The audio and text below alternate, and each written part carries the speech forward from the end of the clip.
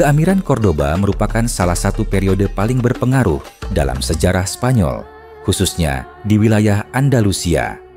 Didirikan pada abad ke-8, keamiran ini menjadi pusat kebudayaan, ilmu pengetahuan, dan seni yang sangat maju, meninggalkan warisan yang masih dirasakan hingga saat ini.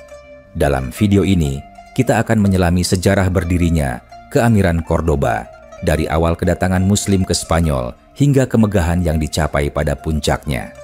Kedatangan Muslim di Spanyol dimulai pada tahun 711 Masehi ketika Tariq Ibnu Ziyad, seorang jenderal dari Kekhalifahan Umayyah, melancarkan invasi terhadap kerajaan Visigoth. Dengan pasukan yang terdiri dari sekitar 7.000 prajurit, Tariq berhasil menaklukkan wilayah ini dalam waktu yang relatif singkat. Pertempuran di dekat Jabal Tariq, Gunung Tariq yang sekarang dikenal sebagai Gibraltar, menjadi titik awal penaklukan yang lebih luas. Setelah keberhasilan ini, Muslim mulai memperluas wilayah kekuasaan mereka ke seluruh semenanjung Iberia. Proses ini tidak hanya melibatkan peperangan, tetapi juga diplomasi dan aliansi dengan beberapa kelompok lokal. Dalam waktu 2 tahun, hampir seluruh Spanyol berada di bawah kekuasaan Muslim. Setelah penaklukan, wilayah yang sekarang dikenal sebagai Andalusia menjadi bagian dari Kekhalifahan Umayyah. Pada awalnya, Cordoba berfungsi sebagai ibu kota administrasi dan pusat kekuasaan. Dalam beberapa tahun setelah penaklukan, wilayah ini mengalami stabilisasi dan pertumbuhan yang signifikan. Pada tahun 756 Masehi, Abd al-Rahman I, keturunan dari dinasti Umayyah, melarikan diri dari penganiayaan Abbasiyah di Timur Tengah dan tiba di Spanyol. Ia mendirikan Emirat Cordoba, menandai awal dari era baru dalam sejarah Andalusia. Abd al-Rahman I, yang dikenal sebagai Abd al-Rahman al-Dakhil atau Abd al-Rahman yang tersisa, berjuang untuk mendirikan kekuasaannya di tengah berbagai tantangan. Dalam usahanya, ia berhasil merebut Cordoba dan mengalahkan saingannya yang sebagian besar merupakan faksi lokal yang berkuasa. Dengan langkah ini, ia berhasil mendirikan keamiran yang independen dan mengakhiri kekuasaan Umayyah secara langsung di wilayah tersebut.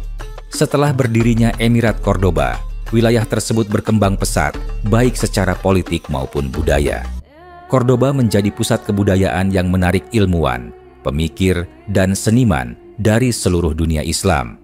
Di bawah pemerintahan Abd al-Rahman I dan penerusnya, kota ini menjadi tempat bertemunya berbagai tradisi budaya dan intelektual.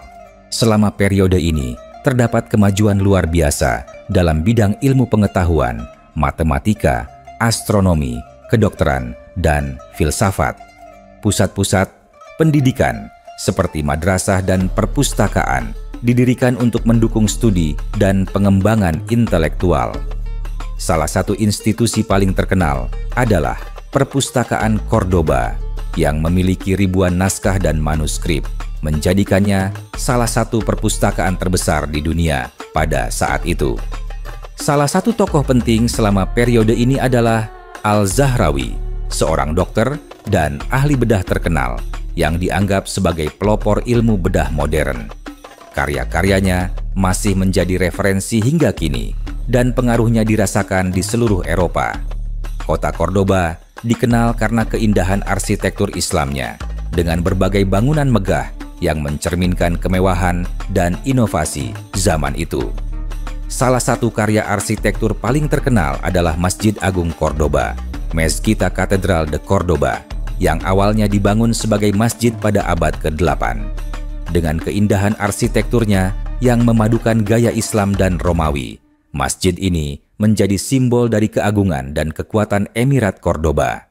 Selain itu, taman-taman, kolam, dan sistem irigasi yang canggih yang dibangun selama periode ini memperlihatkan kemajuan teknik pertanian yang diterapkan oleh para Muslim. Ini membantu meningkatkan produksi pertanian dan mendukung populasi yang berkembang. Puncak keemasan Emirat Cordoba terjadi pada abad ke-10 di bawah pemerintahan Abd al-Rahman III.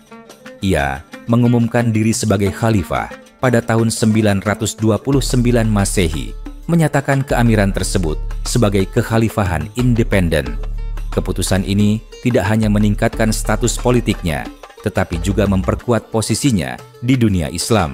Di bawah kepemimpinannya, Cordoba menjadi salah satu kota terbesar dan termaju di dunia, seringkali disebut sebagai kota cahaya.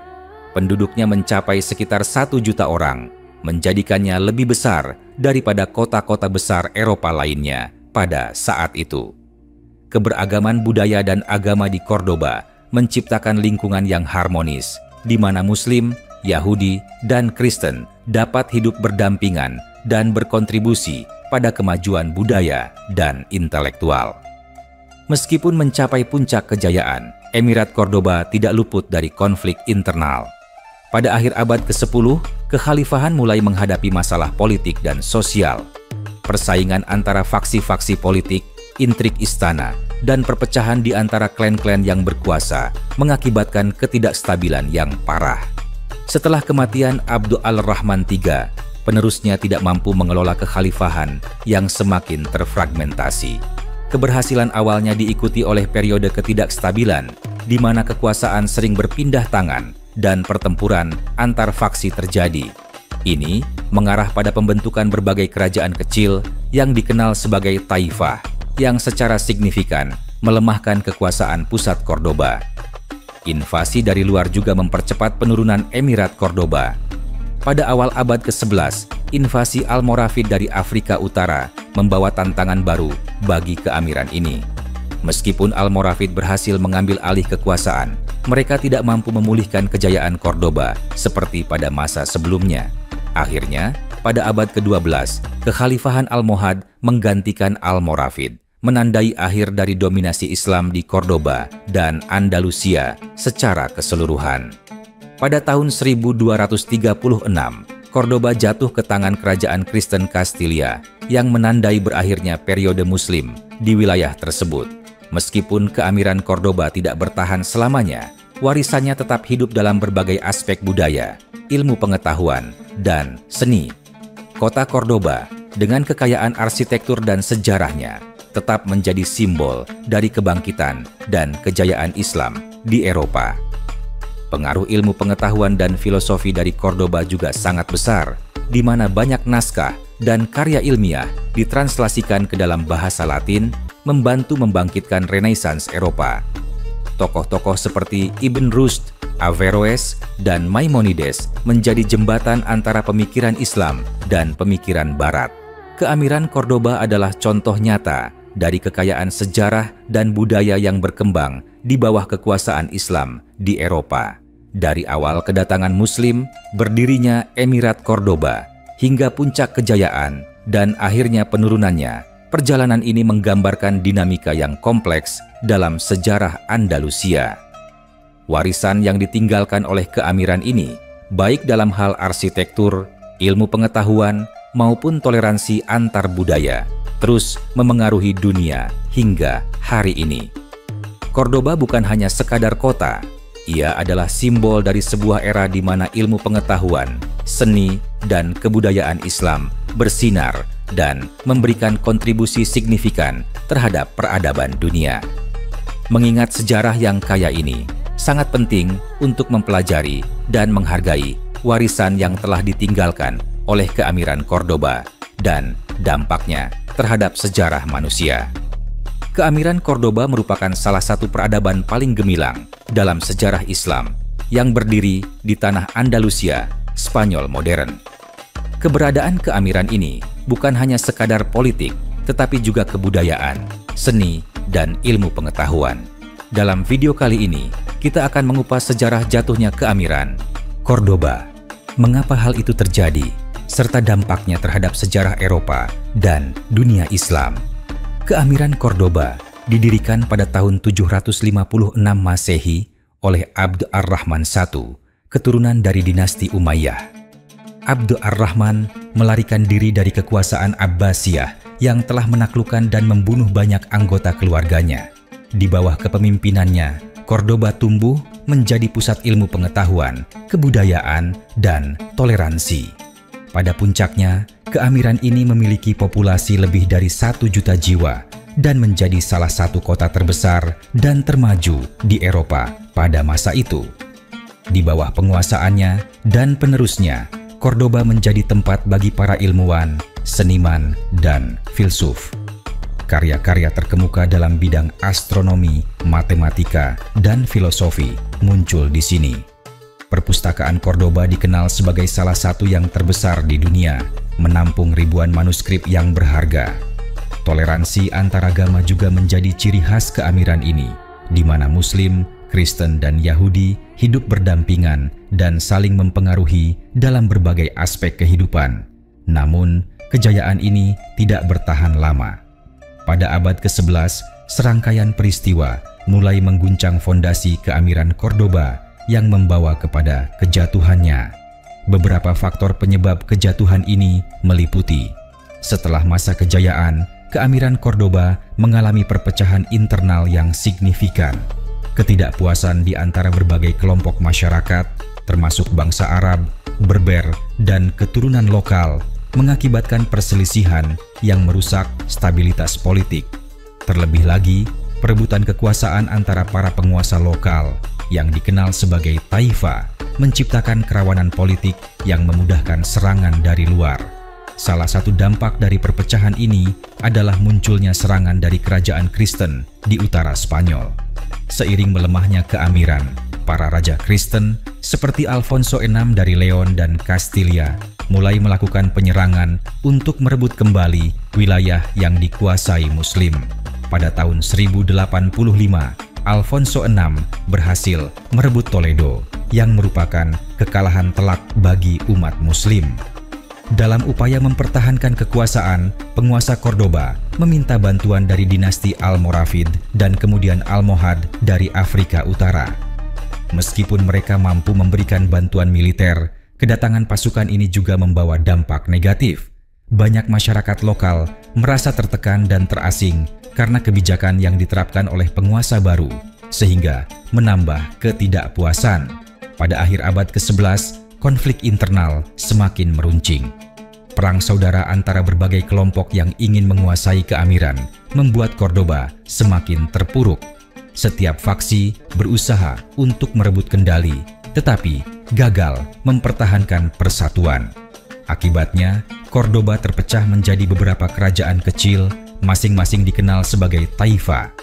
Pada tahun 1236, Cordoba akhirnya jatuh ke tangan kerajaan Castilla setelah pengepungan yang panjang. Kejatuhan Cordoba menandai berakhirnya era keemasan peradaban Islam di Andalusia. Keberhasilan pasukan Kristen dalam merebut kota ini merupakan puncak dari Reconquista, usaha panjang yang dilakukan oleh kerajaan Kristen untuk merebut kembali tanah yang pernah dikuasai Muslim. Setelah jatuhnya Cordoba, banyak ilmuwan, seniman, dan pemikir Muslim melarikan diri ke wilayah yang masih dikuasai Muslim, seperti Granada, di mana mereka terus berkontribusi pada perkembangan kebudayaan dan ilmu pengetahuan. Namun, kondisi di Granada pun tidak bertahan lama, dan pada tahun 1492, Granadalah jatuh ke tangan Raja Ferdinand dan Ratu Isabella, menandai berakhirnya kekuasaan Islam di Spanyol. Kejatuhan keamiran Cordoba memiliki dampak yang signifikan, tidak hanya bagi Andalusia, tetapi juga bagi sejarah Eropa dan dunia Islam.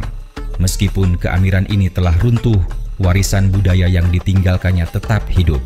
Banyak konsep dan penemuan yang berasal dari Cordoba, seperti dalam bidang sains, filosofi, dan arsitektur, mempengaruhi perkembangan di Eropa. Banyak karya ilmiah Muslim diterjemahkan ke dalam bahasa Latin dan menjadi acuan penting dalam pendidikan di Eropa. Setelah jatuhnya Cordoba, banyak ilmuwan Muslim berpindah ke wilayah lain, seperti Ottoman dan Persia, yang kemudian terus mengembangkan dan melestarikan ilmu pengetahuan yang diwariskan dari Cordoba. Ini menciptakan jembatan antara dunia Islam dan Eropa pada masa Renaissance, di mana banyak penemuan penting diperkenalkan kembali ke Eropa. Jatuhnya Cordoba juga menandai awal dari era ketegangan antara Kristen dan Islam di Eropa. Dengan penaklukan daerah-daerah yang dulunya merupakan pusat peradaban Islam, proses penyebaran Kristen menjadi lebih agresif, yang pada gilirannya menimbulkan konflik berkepanjangan antara dua agama besar ini. Jatuhnya Keamiran Cordoba adalah sebuah momen penting dalam sejarah yang menunjukkan dinamika kompleks antara kekuatan politik, sosial, dan budaya. Dari kejayaan menjadi kejatuhan, perjalanan Cordoba memberikan banyak pelajaran tentang bagaimana konflik internal dan eksternal dapat mempengaruhi sebuah peradaban. Selain itu, Zrenia yang ditinggalkannya tetap relevan dan berpengaruh hingga saat ini, memperkaya tradisi dan kebudayaan yang kita miliki. Dalam penutupan, mari kita ingat bahwa sejarah bukan hanya tentang masa lalu, tetapi juga tentang bagaimana kita memahami dan belajar dari pengalaman yang telah terjadi. Terima kasih telah menyaksikan video ini, dan jangan lupa untuk subscribe untuk mendapatkan informasi lebih lanjut tentang sejarah yang menarik dan penting lainnya.